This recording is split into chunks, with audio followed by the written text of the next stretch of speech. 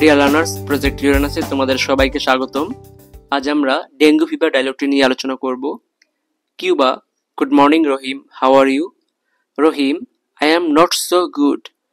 এবার কিউবা বলছে, হোয়াট হ্যাপেন্ড, কি হয়েছে? Rahim, actually I am worried about dengue fever. আমি ডেঙ্গু জ্বর নিয়ে চিন্তিত।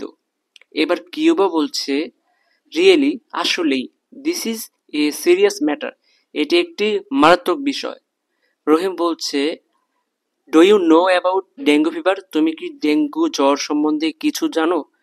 এবার কিউবা আনসার করছে, ইয়েস, আমি জানি dengue fever is a viral disease. Dengue fever ভাইরাসজনিত বা ভাইরাস ঘটিত একটি রোগ। Aedes mosquito is the main cause of this fever. Aedes মশাই হচ্ছে এই ডেঙ্গু জ্বরের প্রধান কারণ।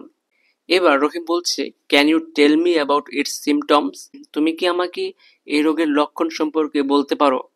এবার কিউবা বলছে, you can feel high fever, তুমি তীব্র জ্বর অনুভব করতে পারো। সিভিয়ার হেডেক, অর্থাৎ তীব্র মাথা ব্যথা। পেইন বিহাইন্ড দ্য আইস, চোখের পিছনে ব্যথা। ভমিটিং, অর্থাৎ বমিও অনুভব করতে পারো। দেন মাসেলস অ্যান্ড জয়েন্ট পেইনস, মাংসপেশিতে এবং জয়েন্টেও ব্যথা অনুভব করতে পারো। এবার রহিম বলছে, what should we do now, তাহলে আমরা এখন কি করতে পারি?